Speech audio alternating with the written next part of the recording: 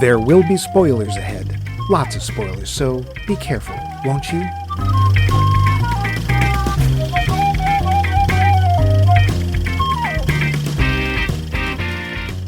This is Titmouse.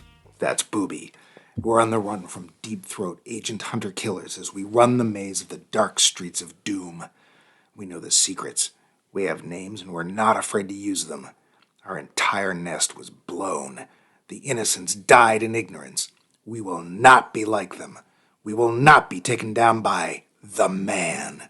We will melt into the populace until the secret plans can be revealed. Clues left in Wordle and the Junior Jumble. America must know, and we must tell them. If we don't make it, if even part of our message is lost, just remember the names. Titmouse and Booby. They're the keys. They will open the locks to Max Mike Movies! We're nearly out of theories in our series, Conspiracy! This week, it's 3 Days of the Condor, a 1975 Robert Redford and Faye Dunaway vehicle that promises to blow the doors wide open on the CIA. Or will it?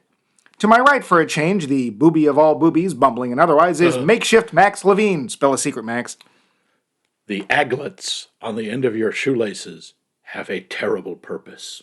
But we won't speak of that here. And I am Scruffy Boy Tit Mike Loose, laying an egg of peace. But first, before we get to the film, we're going to get to you. We're going to get to you. Yeah. Well, you've got this coming. Your answers, at least. Well, yeah, that. Poll question. Last week we asked, what small budget movie would have been absolutely ruined by having access to a bigger budget? You had these to say. Dave is... Dave? I'm not getting a Dave. Oh, sorry. Dave? Dave. Apparently won't start this morning. Too cold. Are you my daddy? Poor Dave. Yeah. Dave is up first with a very long answer indeed. Quote, small budget films are the best because the artist gets more control. Small budget films must necessarily focus on the storytelling or on something so artistic that it'll keep us in our seats for 2 hours. No amount of budget could make She's Gotta Have It a better film, for example. Perfect, or a waste, depending on your perspective, exactly as it is. Please, baby, please, baby, baby, baby, please. Sure. Dark Star would not be improved by a budget. No amount of CG would improve the beach ball alien. Well, let's get a point there. In the 60s, Japan was cranking out 600 movies a year. Good God. Budget was irrelevant to quality. The good ones, e.g. Red Peony Gambler or Abashiri Prison 3, are star vehicles that somehow got things right. Seijun Suzuki was able to make Tokyo Drifter without a serious budget. Local Hero didn't need more budget. Harold and Maude needed a bigger budget? I don't think so. End quote. Wow, lots of food for thought. Thanks, Dave. Good stuff. And I nearly said Suzuki right. Anyway, Benjamin Schleiss, although my iPad decided to respell it Schlesinger, Benjamin Schleiss was next with, quote, just about all of them. The small budget required the filmmakers to be creative and how they were going to do a thing. End quote. Thanks, Ben. Jess Miller offered, quote, the original Halloween. Something about how they had to make it work gave the whole movie a creepier and more realistic vibe to me. End quote. A lot of horror movies made for almost no money ended up becoming huge franchises. Thanks, Jessington. Adam Mark said, Clerks. The script had to stand on its own since the film was shot for basically around $10,000 and it shines. Watching it today, it still feels fresh, end quote. And I would definitely agree with him there. And I'm definitely not supposed to be here today. Not even supposed to be here today. Regan McStravick posted, quote, a friend of mine is the UPM/EP on pretty much all of Darren Aronofsky's films. She has a story she tells about the making of The Wrestler. When they were first putting the package together, they had Nicolas Cage attached, and they had a $20 million budget. Darren wasn't sure this was the way to go and sat down with my friend and asked her opinion of the casting and if she thought Cage was a good choice. She responded, quote, I think he would be okay, but I think Mickey Rourke would be better, end quote. Aronofsky agreed wholeheartedly and then followed that question with another one. quote, do you think we can make this film on $6 million? Because that's how much we'd lose if we cast Rourke instead of Cage, end quote. The answer, of course, was yes, and I am pretty sure it would have been a worse film with Cage, end quote. I think Rourke made a big splash with that film, didn't he? He did. Actually, it was a pretty successful film. I think he actually got a nomination, didn't he? I can't remember. I'm pretty sure. Yeah, I think there were a couple of Oscar nods. But what do you expect when you have one of the monkeys in your movie? That's Mickey Dolenz. Oh, same thing. Very much. So if you think Mickey Rourke and Mickey Dolenz are interchangeable, write us at... I loved Mickey Dolenz in the Pope of Greenwich Village. Yeah, sure. Oh, anyway, Charlie, they took my thumb. That was a brilliant Mickey Dolenz. I know. It was like he was right here in the room. Thank you for the story, Regan. Kelly Cooper was next with, quote, Attack the Block. I think if they had been given a bigger budget and tried to do better aliens, it would have distracted from a spectacular story, end quote. Good point. Yeah, cool beans. Thanks, Kelly. Tyler Stewart gives us, quote, Never Let Me Go. It's all about quiet desperation, end quote. That's another movie for me to look up. Yeah, I don't know that one either. But thank you, Tyler. Dr. Rebecca Pelkey has something very recent to add. Quote, I just saw a horror film called Eradication at the Lake Placid Film Festival. My students and I agreed that the low budget worked really well for this film, and it would probably have gotten more complicated than it needed to be with more money. It's on Tubi, which is spelled T-U-B-I, if anyone's interested, heard of it, end quote. Well, it's something new for us all. Thanks, Becca. Val Coons, insert joke here, commented, quote, Of course, the first one I thought of was Strictly Ballroom. It's not the tiniest budget, true, but if it had been any bigger, brought in international stars, etc., it wouldn't have the same charm. That made me think of another one, The Commitments, and that, in turn, Once, end quote. Good choices all around. Thanks, Val. Cue footsteps. Brian Mundo. Subtle. Brian Mundo tosses up a good one, quote, Blair Witch. Not saying it was good, I would disagree, but for $2.85, they did good and people still talk about it, end quote. Ooh, pretty scary, kids. Ooh, very scary. Thanks, Brian. Yeah, Blair Witch, I never have been to a more silent theater, fully sold out, than I've ever been with Blair Witch. Nobody said anything. Yeah, that movie freaked me out pretty hard. I was hugging my knees. Lots and lots of good answers. Thank you, folks. How about you, Max? This was your question. Finally got that right. What film do you think on a small budget would have been far worse with a bigger budget? That's easy. Monty Python and the Holy Grail. Oh, yeah. I mean, that was the whole reason they used the coconuts was they could not afford horses. That was they wanted to use horses, and then there was like, how much? Yeah. And they had a budget of about £11, or excuse me, £11. Yeah. But yeah, what about you? I'm gonna have to go with Deep House. Oh Lord. Rogue Warfare 3. Okay. You can be replaced with a small monkey that bangs the cymbals together. Monkey Dolenz? Yes. Monkey Dolenz. Now, one of the ones, I actually have a small list here. One of them is I cannot see how big names and bigger budget would have made this film do any better than it has done. Because I think after, let's see, at this point it is 47 years, it is still playing in theaters, and that would be the Rocky Horror Picture Show. Hey, technically it has big names in it. They just weren't big at the time. Right. Susan who? Yeah, Barry what? Well, to be fair, we're missing the big one. Frankenfurter himself. Tim Curry, yeah. He became pretty big. Yeah, that was really big. I mean, I think the biggest name they had in it for the time was Meatloaf. And I'm not even sure he was a big name. Well, anyway. Moonlight was actually a film of, that I really am glad I saw. It is a very tough film. Oh, yeah. And it surprisingly won Best Picture on $1.5 million. Wow. Yeah. Holy Grail was in my list. And another one that we've had an episode on, The Good, the Bad, and the Ugly. I don't think really would have done any better with more money. No. Although given the budget for those spaghetti westerns, it had a larger one than most. But we're still talking 50 lira. Yeah.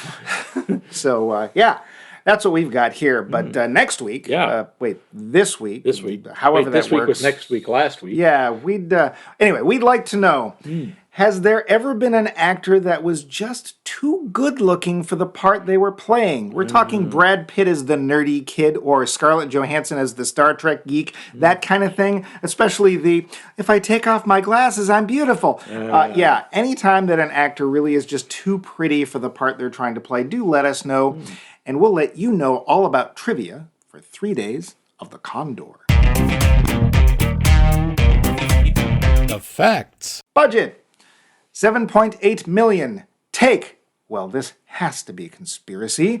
This film pulled in $41.5 million over time. Well, that explains why we got 4 Days of the Condor and 5 Days of the Condor later. Al, I didn't actually put this in trivia, but there actually is a sequel to the book on which this is based. And it's the never book, been... isn't the book 6 Days of the Condor? I guess they could only afford half the rights. Budget!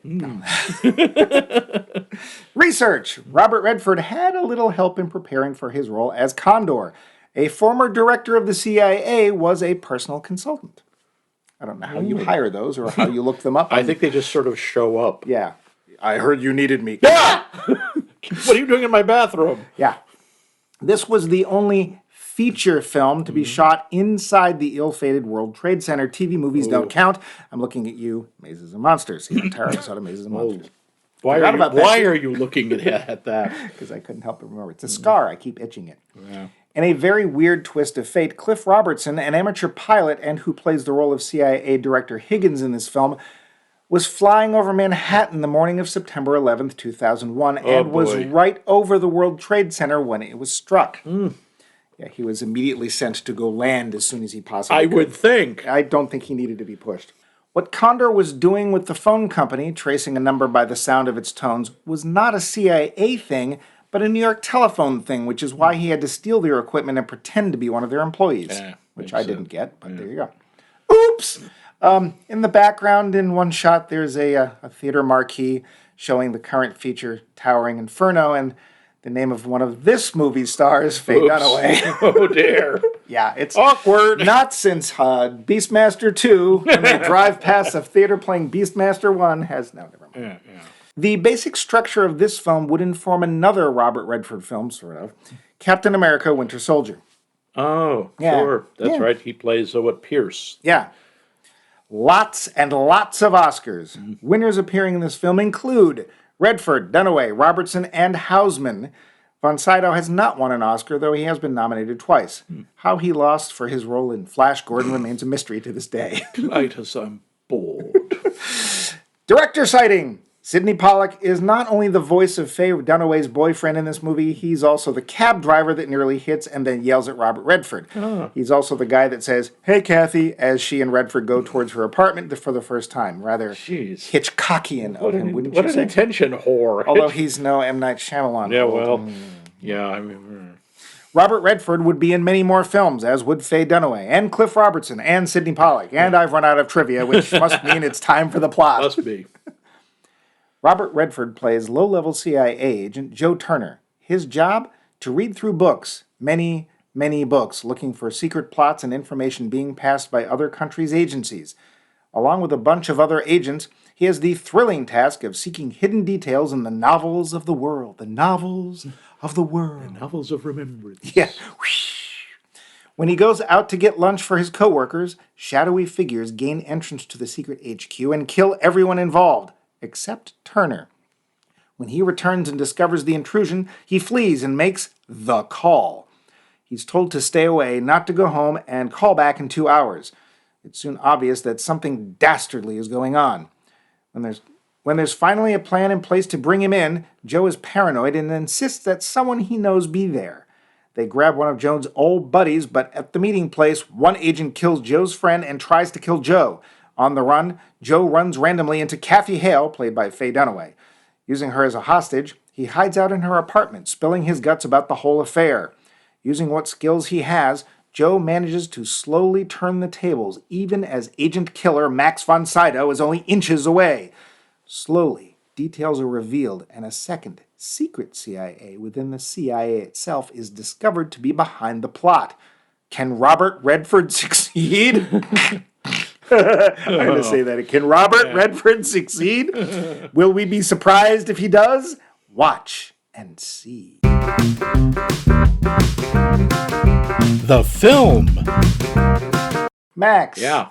So, 3 Days of the Condor. Yes. Had you seen this before? I'm guessing not when it came out in 75. I had not. Gosh, this is a neat film, Mom. Thanks for bringing me. I want to see films about interworkings of the Central Intelligence Agency. No, I did not. I saw it on videotape many years later. Yeah. Just out of curiosity, what drawed you to it? Mostly, everyone talked about it. There weren't a whole lot of those conspiracy theory movies. There was, a couple, but this was like a biggie and a big sort of spy movie, and everyone talked about it because Robert Redford and friggin' Faye Dunaway, and also, of course, it was hyped up because this is a Dino De Horrendous production. I was going to say, you weren't drawn by the producer of this film? I was not drawn in by Signore De Laurentiis. Because when my Redford die, everybody cry. Yes. Yeah. I didn't know much about it, but I knew it was a really famous spy movie, and people used to reference it all the time. What about you? Did you see it anywhere around the release date? No. Yeah. I think it was one of those films that lived in the back of my thoughts, like, oh, that's a movie. Mm-hmm. I didn't know anything about it. It's like, are there birds in it? Spoiler, no. I would like to take this opportunity to demonstrate my famous Condor call. Oh, everyone's been waiting for this. 215 episodes, and finally... Hey, Condor, get over here. It's uncanny, isn't it? Yeah, here comes one now. Squawk, squawk. Watch out for the window. Oh, that's the last boy. one. Nice going, Max. Killed the last condor. Sorry. All right, well, this is so awkward. Yeah, they were just coming off the endangered list. Yeah, and you had to blow it as they fly into the northeast. Oh, well, at least we got dinner. Yeah. Condors is good eating. Deep fried condor. Yeah, I was pretty surprised. Dino De Laurentiis actually made without giving too much away, a good movie, or at least that's the way it has been reviewed over time. Yeah. This would be a decade of a lot of conspiracy films. Can you have any guesses as to why, Max? Oh, gosh. 1975. What had just... Well, first off, Vietnam had just ended, and second off, something happened with some used car salesman. Robert Dixon. Yeah, the guy from Hogan's Heroes. Or was it Donna was Dixon? Ivan Dixon. No. Ellie Mae. Yes, it was this was within months, really, of Watergate. Yeah. And, of course, what would Redford's next film be? Yeah, All the President's Men. Yeah. In fact, he was actually studying for that while making this. So, yeah. I had not seen it till recently. I actually was a recipient of COVID, and for some reason I suddenly felt the need to watch a bunch of conspiracy films, starting with Enemy of the State, which actually led to this series. And it's one of those deals where you bring up a movie, and at the bottom, if you like this, you might like this. And I was like, oh, I've never watched that. Maybe I should watch this. And I decided to add it to our list, and thankfully you didn't fight me on it. I think we should get to one thing before we get to the acting. There is a part of this film that stands out among all other parts of this film. I'm going to say that it's the 70s-ishness of this film. We start with a soundtrack that is pretty much Waka Chewaka right from the Waka Chicka, Waka Chicka, Waka Chicka. And then we get this certain type font, and I don't know the name of the font, but it is this fake computer science fiction-y font that... we saw it in war games. Sure. Yeah. And it just screams 70s, and really nobody ever used it except for stuff like this because it was really awkward, but it was supposed to be computery. It looked futuristic, yeah. At least to Dino De Laurentiis it did anyway. Yep. But yeah, this is a really 70s movie, and the music will slowly go away, and we'll get some tension, and then it'll waka its way back into the film. So if you find the 70s-ness of this as humorous as we did, try and just ignore it as much as you can. It distracts occasionally, but not too often. Yeah, I was really surprised, like you, to see that this was based on a book called 6 Days of the Condor, and I wonder what happened with the other 3, but, that's fine. You have to tone these things down. Nobody cry if they're 6 days. They cry if they're 3 days. I'm sure that's the explanation. Yep. Dino had a... Yeah, but thankfully we don't have to wait a few more years to get Conan, and actually, how many more? I think it's 2 more years to get King Kong. I think it was 77. Yeah, I think it was 77. Yeah. I have a little bit of advice for people anywhere in general. If you're wandering around and you see Ming the Merciless, do not trust him. No, run. Get far away. Max von Sydow is so good at that quiet menace. And I'm actually surprised that he did as well as he did in Hollywood, because, of course, he was a Swedish actor that used to work with Bergman. And he did really well with Bergman, too. And although he has a rather thick accent, it's not something that gets in the way at all. Like, his English is really... No, he's perfectly understandable. I had a note here that I would love to have seen some sort of spy or thriller type film that had as adversaries Max von Sydow and Donald Sutherland. Oh, God. I know, right? Who would win? I think the world would be crushed between them. It would be amazing. It would be like they'd be sitting there looking at each other over like a table in an outdoor cafe, and people all around them would just suddenly be keeling over and not knowing why. It's just too intense, too menacing. Thud. I know, but like, how could you end that film? Like an actual steel cage match or something? No, they're never that unsubtle. It would just be Yeah. the two of them occasionally like raising an eyebrow or moving a coffee cup a couple of inches. No, that would be terrifying. Yeah. I thought of this because we just did a JFK recently and it had Donald Sutherland in it. And it's like Donald Sutherland comes in, grabs the movie, makes it his own, and then lets it down softly, patting Kevin Costner on the back and leaves again. Yeah. But yeah, they're very, very Kid, intense. that's how you do it. Excuse me. You go ahead and do your little acting thing. I'm going to go talk to my son and try and beat some sense into him. Oh, I'm sorry. That was Gary Crosby. But oops. Let's start. We like to start with the actors often. So Robert Redford. How do we feel about Robert Redford? Besides annoyed. Well, oddly enough, I think this is kind of linked to your next week's trivia question. He's kind of too handsome to be this convincing book nerd. Not that people who read a lot of books necessarily are unattractive, but it's friggin' Robert Redford. You know? This is the guy who like Brad Pitt learned handsome from. And when he and Max von Sydow are talking, it's like the battle of the blue eyes. Yeah. It's like two actinic lasers going at each other. But, yeah. I wrote how annoying that Redford gets better looking the scruffier he gets. Yeah, it's like, wow, did they do anything to him, or did he just roll out of bed, put on the costume, and go, okay, guys, I'm ready. Yeah, up yours. Yeah, the other note I had was he can barely just play less than competent. Because, to be fair, this part, he's not incompetent, but he's obviously in a much lesser branch of the CIA. I mean... Yeah, these guys, he's a researcher. These guys literally...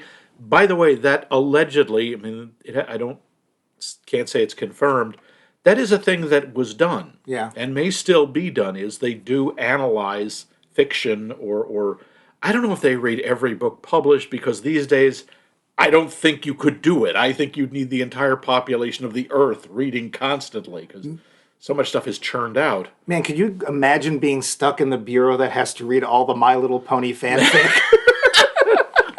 Yeah, or somebody who's sitting there having, oh God, please, I have to read another Twilight book? Really? She wrote another?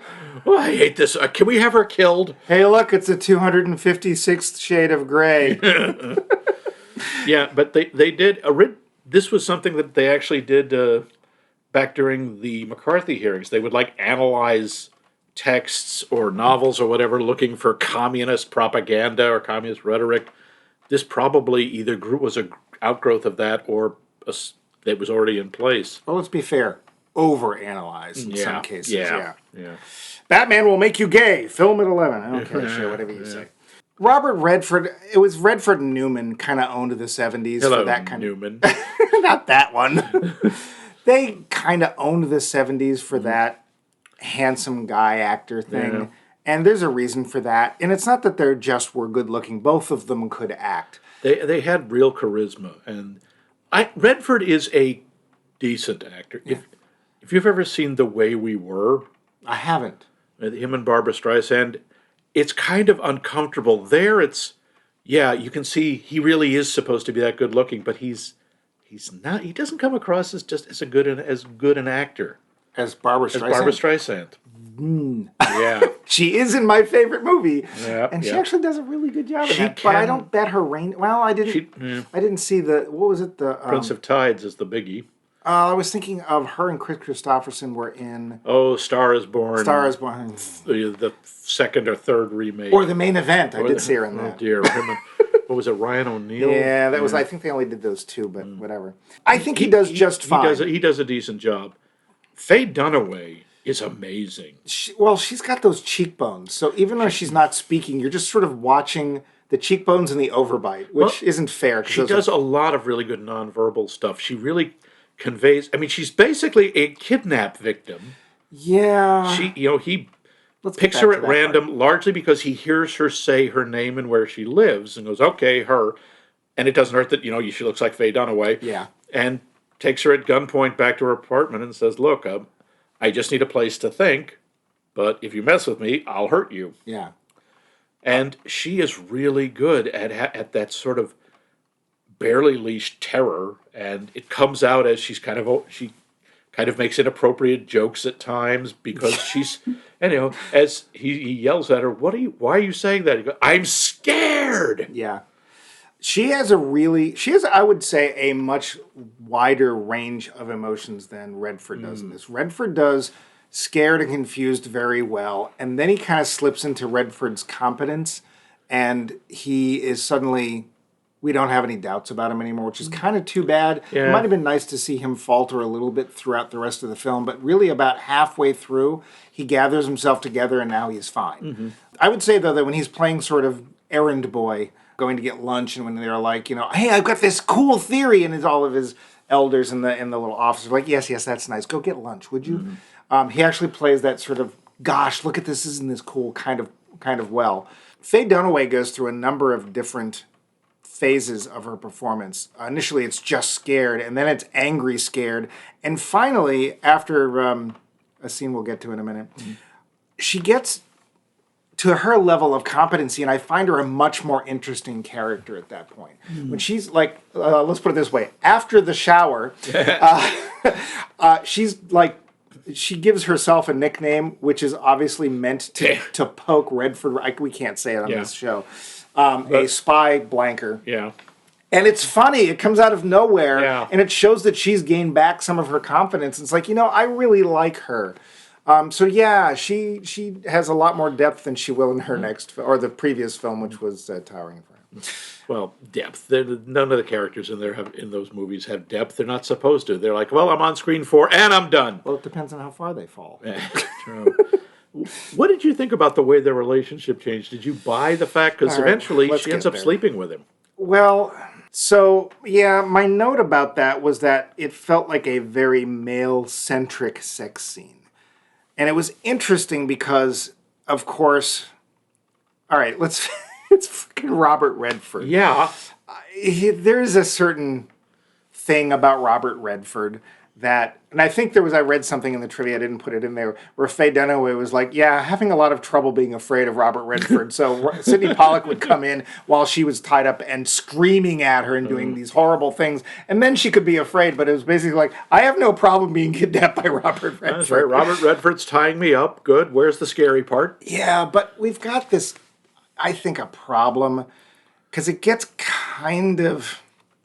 doesn't get rapey, but No, it gets it very doesn't. creepy. It's a little creepy, but it's a little Stockholm syndrome-y. Yeah. But there's the thing I like about it, and again, this is a tribute to the two actors. You kind of get it. You see the bond developing, because she also begins, once she gets past her own fear, she sees how genuinely scared he is. Yeah, I think And she she starts begins to to believe him. understand, and she doesn't. I mean, she at first either thinks he's crazy or lying, but she gets past that. My only thing is, it happens kind of fast. Well, there's a couple of things that bother me. It happens kind of fast, and also, boy, he sure got over his murdered girlfriend real quick, didn't he? Again, he says, and again, I understand it. He says, I just want it to stop for a few hours. He wants to escape. He wants something nice. He wants something sweet and safe for just a little while. And fear, by the way, is a very well-known aphrodisiac. People who get really scared often, they end up getting really turned on. This happens to Max, I people. love you. No, hey.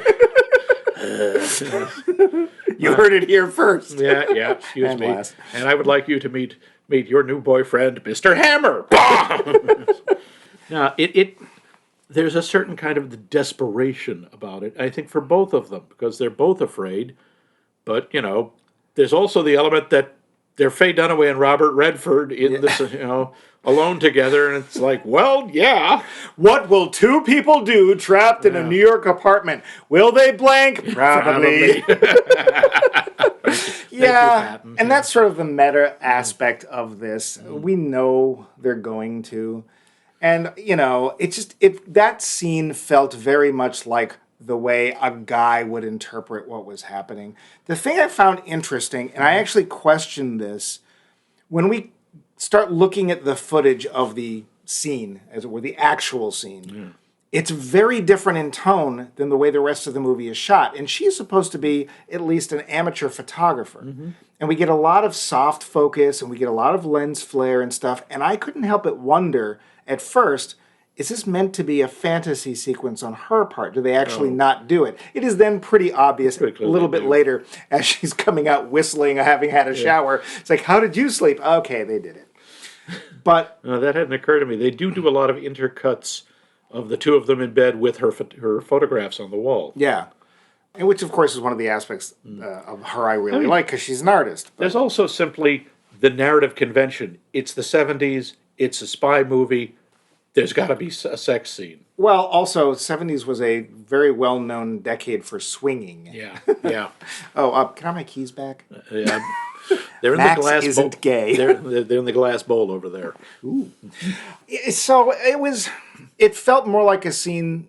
It's like that old story about when Pixar first went to Disney with Toy Story and said, hey, we have this movie. And Disney responded, great, where's the 11 songs? And Pixar was like, the what? Yeah, the 11 songs. There's supposed to be 11. It's an animated film. There's 11 songs. So this feels like, it's a spy movie. Where's the sex scene? Yeah. Like, we're going to have it one way or the other. So they don't linger on it, which is nice. Yeah. Although at that point, since he's let her go, let Frog go. I don't know why that popped up.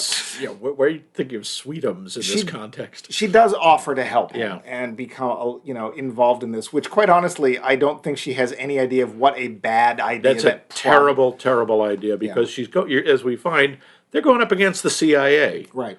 And, or are they? Spoiler, yes. Well, kind of. Yes, that's part of it. He speculates that there is a CIA within the CIA. Yeah.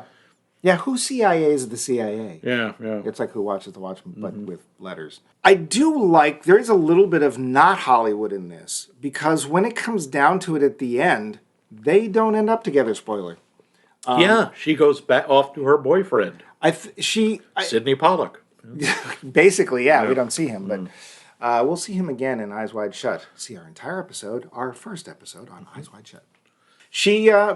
I think she realizes that this is the fantasy. Like, you are exotic and you're interesting and fun, but in the long run, I don't think this is going to lead anywhere. Basically, she realized she just slept with James Bond, or the closest she's going to get to James Bond. Yeah, and things are only going to get more dangerous from here, which is true. I mean, she says, I don't think you're going to live through this. Yeah. And he can't. Right? We're going to come back to that, because I actually have a question about that. Yeah. We have some other big names in here. We have Max von Sydow, which he just menaces his way. There's one scene where he's painting little war miniatures. And even then, it's like, what is he plotting? Yeah. Who is he going to murder with these small lead figures? Yeah. Is this like he's going to melt them down, he's going to sneak them through customs, melt them into bullets? I don't know. And he actually, in a way, reminds me of Robert De Niro's character in Wag the Dog, in that he has no affiliation. And this will come into play later. Yeah, I want to talk about that later, but yeah. Yeah, he just is like, I'm hired to do this thing. Republicans, Democrats, East, West, I don't care. Yeah. Who's paying me money? Good, I'll go do that thing. And the fact that he's painting, like, he brought the miniatures from Europe with him. Yeah. And it's like, oh yeah, I want to catch up on my painting. Wait, I'm sorry, what? You're planning to kill who? How many people and do this? Yes, but I haven't finished my miniatures yet. It's his way of calming down, if he even ever gets that excited, because in this film, he doesn't. No, he's not a psycho killer. He's just incredibly competent and methodical and never loses it. Never loses his temper. And even when he gets called out for making a mistake, i.e. not killing Robert Redford, he goes, yes, I know, I made a mistake. Don't worry about it. He said, I underestimated him. Yeah, and if I were the guy on the other end of the phone, I would be like, okay then, I'll talk to you later. Bye. We have John Houseman. Yeah. In a small part. It is a small part, and it's a weird part. And I say that because he has to be in charge of something, because it's John Houseman. Yeah. But I don't know exactly what his We're part not is. supposed to. I think that's a big thing. It's like we're seeing the inner council of the CIA, or the board of directors, or whatever they call them, and he's clearly the guy at the top, because everyone you can see it in the body language of the actors. You can see the way it's shot. Everyone is looking to him. Everyone just defer when he starts to talk over someone, that person shuts up instantly. Yeah, and some part of me wonders isn't if that's something that just happens when John Houseman's around. Like, I will not listen to your prattle any further. Yes, sir. Yeah, John Houseman, to be fair, I've only seen him in a couple of things, and quite honestly, he's, the same. He delivers his lines very Housemanly, and it's fine. He's got a good presence to him. He gives you the feeling of importance and competence. There's no surprises here in his performance, I would say. If he said, I have to go teach a class at Harvard, I would totally believe that that's what he was going to do. That's why he was so good as a supreme being. Yeah. Yeah, just a sort of grouchy supreme being. Yeah, well. Grouchy and mean. He's in it. Cliff Robertson. Cliff Robertson. The only thing I will say about Cliff Robertson, I didn't recognize him with the mustache. I kept thinking Dabney Coleman for some reason. I knew it wasn't him, but I didn't recognize him with the mustache. Is his comb over is it's a bit obvious. Interesting. Yeah. I was getting hungry for cotton candy. But no, he plays his part really well because without trying to spoil too much, his part isn't what we initially think it is. We think it's one thing, and it turns out that it's somewhat of Nothing another. is as it seems. Yeah. Which is a big thing in this movie. Yeah, and there's a bunch of smaller parts here, like all of the people that Robert Redford, Joe Turner works with, one of whom is his girlfriend. Yeah. I will say in a nice little nod, his girlfriend is Asian, and it was like sadly, it was kind of a big deal to show a white guy, especially Robert Redford, going out with an Asian person in the 75, so I'll give them that. They include literally one Asian person and one black person in this film, and sure enough, it's the black person that when they say, hey, who here knows how to break into a car? Yeah.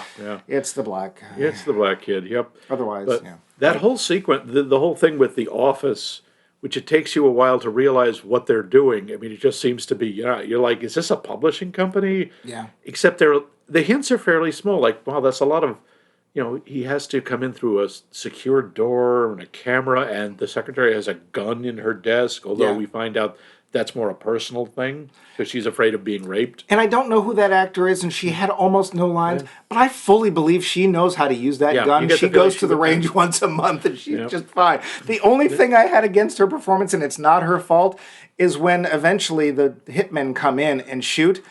They shoot her, and she literally flips back in her chair like a Don Martin cartoon.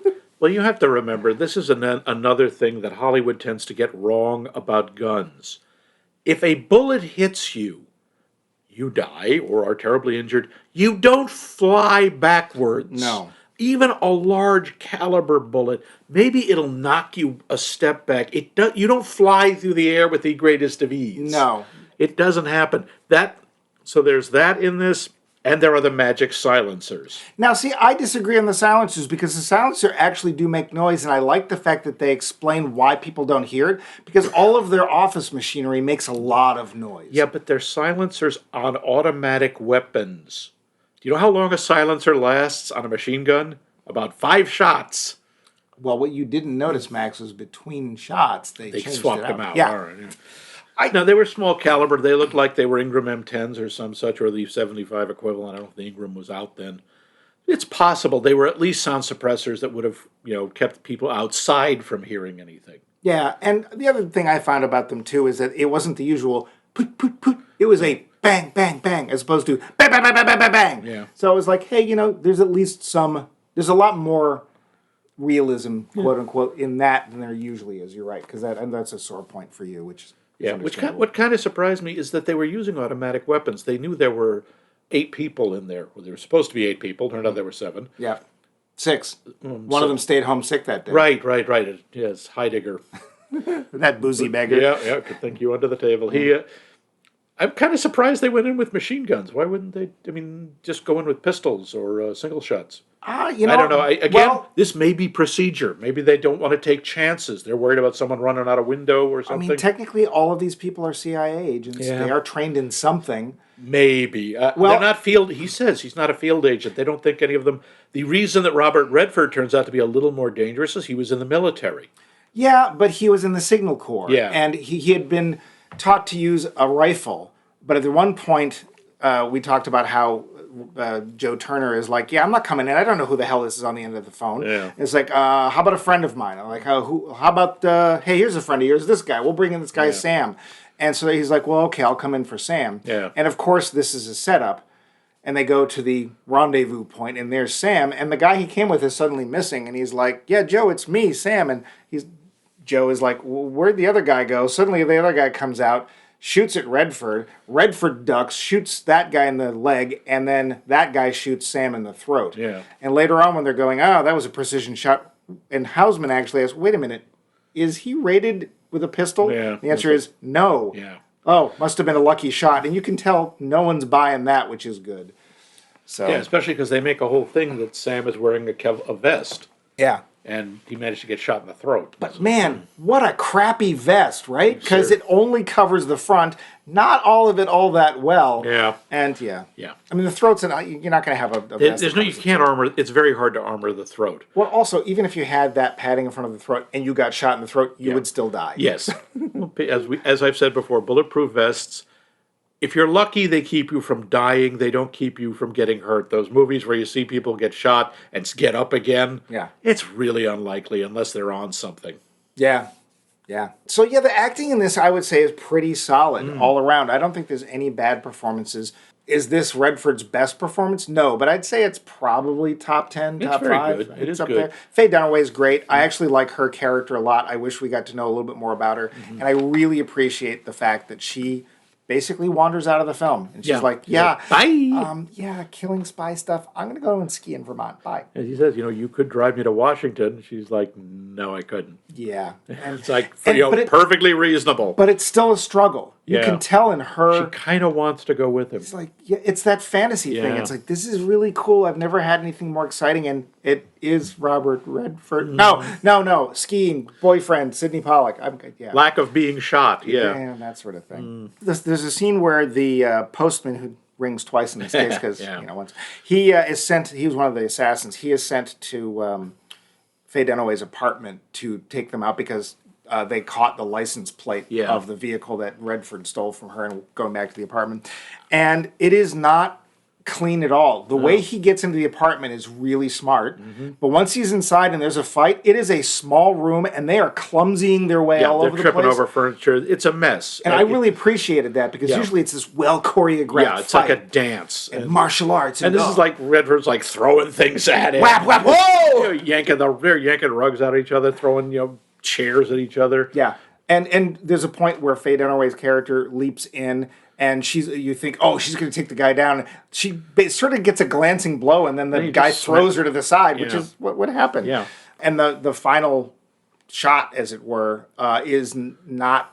It's not obvious who's going to get what. Yeah. So I appreciate No, the it's fight very sequence. well done. A lot of there's not a lot of action, but there's some. No. The whole thing, the opening sequence where the hit squad comes in and kills all the people, is really well done and really disturbing because everyone in there looks so harmless. Yeah. There's a middle-aged guy with the terrible toupee that gets knocked off when he falls down the stairs after being shot, and there are the nerds in the other room, and there's Redford's girlfriend.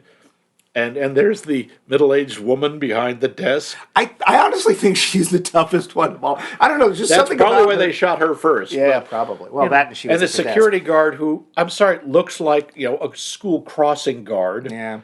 And just watching them get mercilessly gunned down is really disturbing. Yeah. Because these guys it's like, there's no real, this isn't one of those, sort of movies where, we're psycho killers. It's just like, nope, you're dead, okay, check. Now that's one of the most unsettling parts of the movie for me, and it's one of the scarier aspects of the way they portray the CIA, is how dehumanizing they are. Yeah. And how, they refer to the people who they killed as items. How many items were eliminated? And when Redford calls in, screaming about how they're all dead, they ask, are you damaged? Yeah. Not are you hurt, are you damaged? Like Yeah. he's goods. Yeah. There are a few things that are kind of, shall we say, a little unbelievable in this film. The blood is one of them. It's the 70s. Fake blood is not done very well. It's opaque. It's still, yeah, but you make allowances. It's okay, but there's one thing I think you will agree with to me is utter fantasy, would never happen, way too convenient, and that is somehow Faye Dunaway finds a parking space right outside the shop she wanted to go into. Oh, good Lord. I mean, come on.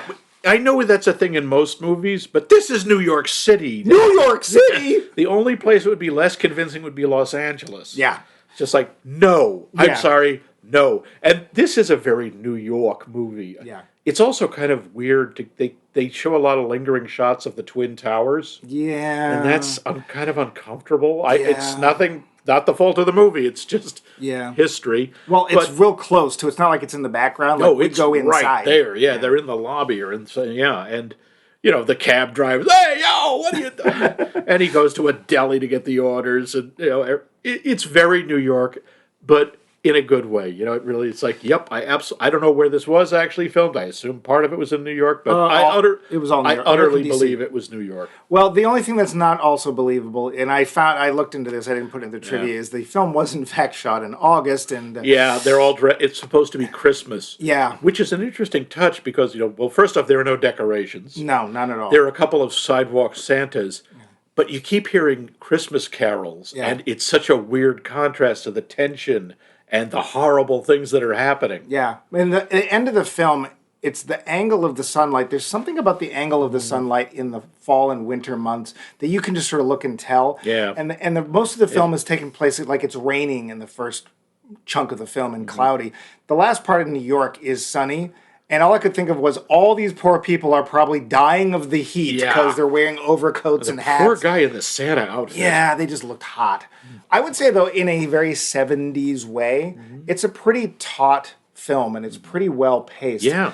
That being said, for modern audiences, I'm not sure how well it works. I'm not saying it doesn't work. I'm not sure how well it works because they spend a lot of time in places like, as a 70s audience, we want to care about the people that get killed. Yeah. The only way to do that is to spend a little time with them. So we find out little things about them, about most of them. I don't know if we bother with that anymore. We spend a lot of time in New York itself. It's almost a character. I mean, and we see early on that Robert Redford and his girlfriend, Joe Turner and his girlfriend, have dinner plans. Yeah. And we find out it's with Sam, the guy who just got killed, and his wife. Who hasn't been told. And Redford, in desperation, shows up at her apartment and realizes she doesn't know. No. And he can't bring himself to tell her. No. And he leaves because he knows, oh God, they're gonna come after her. But he sends her away too. Unfortunately, he sends her upstairs to Bill and Eileen's right in front of Max von Sydow. So fortunately, Max von Sydow obviously doesn't have any orders concerning her because if he has not been told, he doesn't kill you. He doesn't. He's one of those guys. I remember another character being described saying, "I'm pretty sure there's someone somewhere paying him to breathe." Yeah, and if you're not on the bill, I'm not going to bother. Yeah, some of the dialogue in this is really good. I just really liked Redford's line. I don't remember yesterday. Today it rained. Yeah, it's like that's all I've got room in my head for right now. Yeah, I've seen and when. And this isn't the first time someone's done it in a movie, but Houseman is talking about the Great War, and someone is saying, do you miss the war? And he looks at him with this utter contempt, like, what is this? And says, I miss the clarity. Yeah. And you hear that a lot in more modern movies when people, like the old guard, reminisce about World War II or World War I. It's like, oh, those were simple wars. Yeah, they really weren't. They're simple in hindsight. World War I was pretty complicated.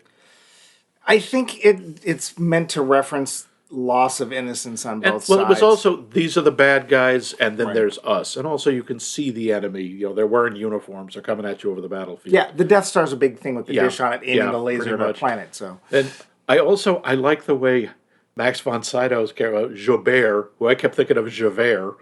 Javert? He's the cop in Les Miserables. Oh, okay. And when he's talking about, I don't have any sides. He's trying to like almost sell Redford. Hey, you could become like me. You could become an assassin like me. Yeah, you're pretty good. Yeah. Redford's like, And I kind of like this. He doesn't go off on him morally. He just says, it seems really tiring. Yeah. And Sydow says, no, it's quite restful. It's Yeah. almost peaceful. Yeah. You don't worry about sides. You don't worry about agendas. The belief is in your own precision. Yeah. It's like, yeah, he does this because he's good at it and he knows it. Yeah. It's like, yike. Yeah, and that's another reason he reminded me of the De Niro character from Wag the Dog. See our entire episode on Wag the Dog, because De Niro in that one is just like, "Hey, I do what I'm paid to do. I'm willing to bet he would work for any president. Yeah. It's just this is what I do," and he gets the thrill out of his work, just like this character. Do we does. want to talk about the ending? Well, actually let's get to the talking points Okay. because I have a Sure. talking point that is to do with the ending. The first is, what is the conspiracy in this movie? Appears to be like a inner circle of the CIA is planning something to do with the Middle East over oil. Well, it seems to be actually an invasion of the Middle East. 'Cause That- we're yeah. talking about the height of the energy crisis. Yeah. Where folks won't believe this, but gas prices got really high. Oh, yeah. And people had to wait in line to get, now. Yeah, it was staggering. Gas prices surged over $1 a gallon. Yeah, Remember- and there was days. I know in California there was days like your license plate number. Yeah. Even number, odd number days. You could only get gas on those days. Yep, and stuff. it was like rationing in the World War II. Yeah, and just like they predicted and told us would happen, gas ran out sometime in the '80s, and we've been in. Yeah. How did that? Yeah, we kind of passed peak oil. Yeah, so I would say that's. Yeah. I would agree that Very it's believable, and it's perfectly believable to me that there would be splinter groups within the CIA because the infighting in the intelligence community is legendary. Yeah. I mean, it's so well known. Ex-agents write books about it. Ex-directors talk about it. Yeah. So leading into the next Completely question, believable, yeah. do we believe the conspiracy as depicted? I would, yeah, absolutely. And when he keeps saying at the end, when he's yelling at Cliff Robertson, 7 people, you killed 7 people, and my thought was, that's nothing. Yeah. These guys wipe out towns if they Yeah. need to. I'm sure. I waited for him to just start sneering at Redford about that. It's like 7 people. What are you talking about? We're dealing in millions. Well, and you can also tell that although Robertson's character is shocked, I think his name is Higgins, Yeah. that he's shocked that this is going on, we realize he's only shocked that he didn't know about it. Yeah, That it was under his, the rug was pulled out from under him and he was surprised. Yeah. He's not on Redford's side. He really isn't. No, he's not. He's on the agency side, or maybe we don't really know. He's kind of an enigma. But as he says, no, we weren't really going to invade. This is just a scenario we set up. But the fact is, the scenario is so disturbing. If it got out, that would be ruinous. Well, except in this case, it was a plan, and Yeah. it was a rogue operation to go and invade the Middle East. On for the oil. agency's part, it was just a game theory. It was just like, this is what we would do if that happened. But it appears that somebody was trying to actually make that happen. And what happened was somehow Robert Redford's character found a particular book that had only been translated into a very strange number and type of languages and thought that this was worth looking into and sent it into his boss, who it turned out was behind the whole thing. Yeah. And suddenly his office ended up getting destroyed. Yeah. But one of the other talking point I have is what happens to Joe Turner in the end? Oh, boy. Because what happened, we see him with Max von Sydow, Yeah. who says, hey, my job's pretty cool. And Redford is like, I just want this to be over. I want to go back to my life the way it was. And then he's talking to Higgins. Yeah. And I'm sorry. Sydow says first, you can do that, but this is what's going to happen. Someday, you're going to be walking down the street, and a car is going to come up, and a door is going to open, and somebody you know is going to be inside, and they're going to be smiling, and they're going to offer you a ride.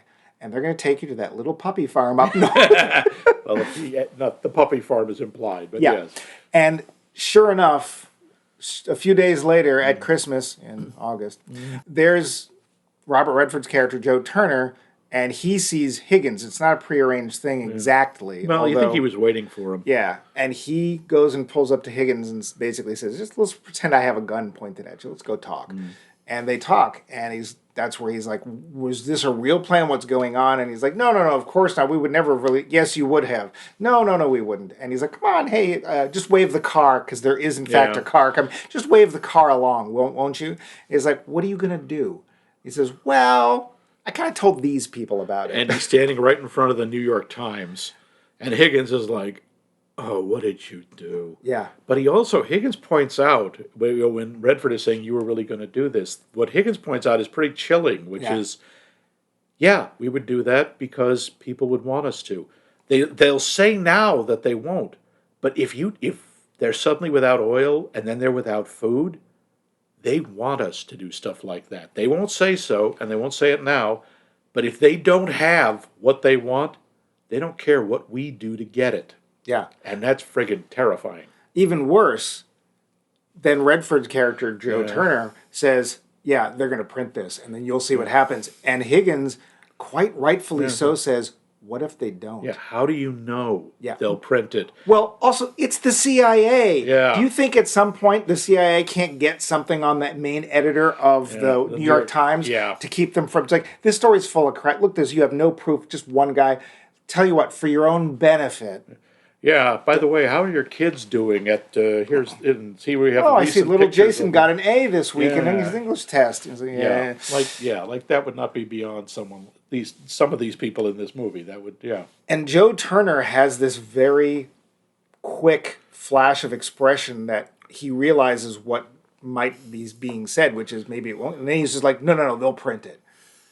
And then we pretty much end the film. Yeah. So what do you think happens to Joe Turner? I don't know. Well, regardless, I think Joe Turner eventually is found having committed suicide or slipped in the shower or fallen down some stairs. Because there's no way they'll leave him alive. And he's smart, but he's only survived like 3 days. He now has to... It's like Higgins says, you're going to be very lonely. Yeah. Because he's going to be all alone. Yeah, I think I think that Mr. Turner's lifespan is measured in days at that point. Even if he goes to try and find Max von Sydow's character and make himself useful in other ways in Europe, Europe's not outside the CIA's reach at all. Yeah. So, it is not... It's not an immediately dark, unhappy ending. Until you think about it. Until you think about it, and it's like, I don't think Robert Redford's going to make it. Oh, good, he has to make it over to the set for All the President's Men. Well, we know how he fares in that one. But I'm pretty much through my notes. What about you, Max? I think I've gotten through all my stuff, too. Now let's get to the finish. Yeah. The finish. So, Max. Yes. You said you'd seen this at some point on videotape. Yep. And do you remember what you thought at the time, whatever year that was? I really liked it. And I remember thinking, because I saw it many years after it came out, it's like, this was kind of ahead of its time. This was a very convincing conspiracy movie and a pretty good thriller. I thought it was really good then, and I think it holds up. It is very 70s, and there's some questionable stuff that you kind of have to take with a grain of salt because of the era it was made. But I think it still works, and I think it's just as chilling as it was then. Now, you just recently saw it for the first time, right? Yeah, as I said... Not for the show, but before. Well... I mean, it was the inspiration, in effect, for this series. Yeah, and the problem was that I watched it while I had a fever. And that happened with another one of the films in this series. So I had to rewatch it because I didn't really remember it that well. Although I remembered this better than the other film. I also agree. I think it's a really taut thriller. It's almost more a thriller than a conspiracy film, but it's still got enough of a conspiracy that it fits for a series. I'm not a huge Redford fan, but I think he's very solid in this. And, he's a good-looking guy.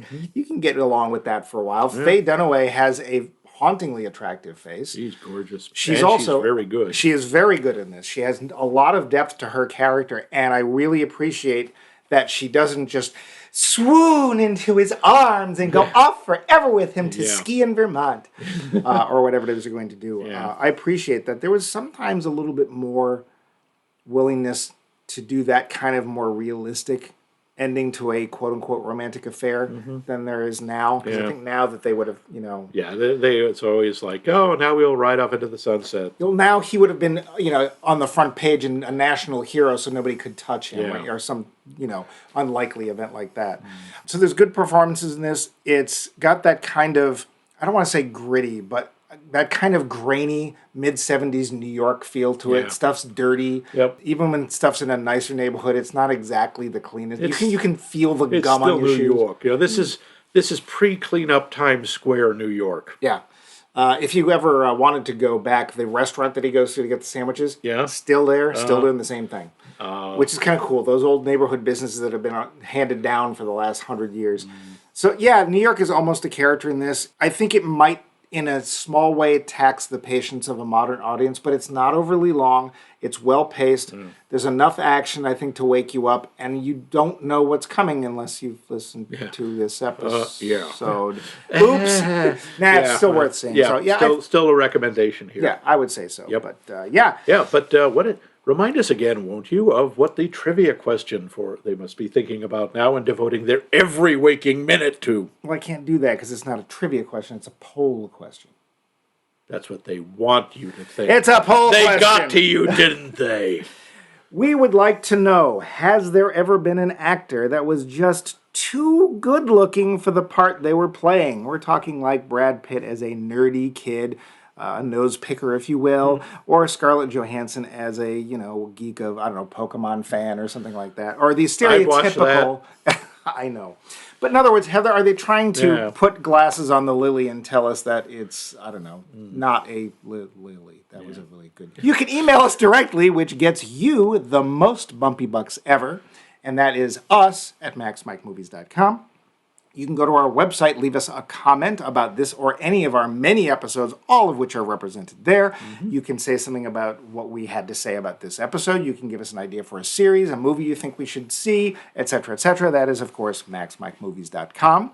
You can also go to social media, as long as it is the still currently Elon-free Twitter or the always Elon-free Facebook, where we are handled at maxmikemovies.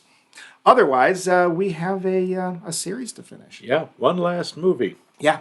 And What is that movie going to be, Max? we're going to see old Blue Eyes, baby. Ring-a-ding-ding.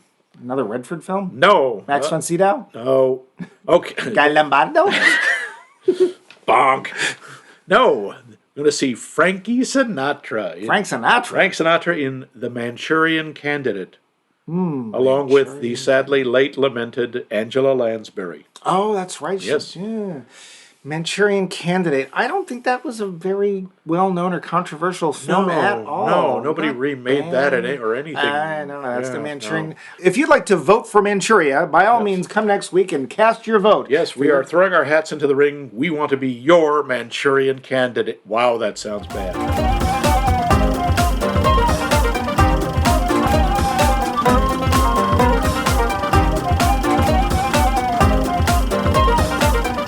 This has been a co-production of The Voice of Max and The Movie Wrench.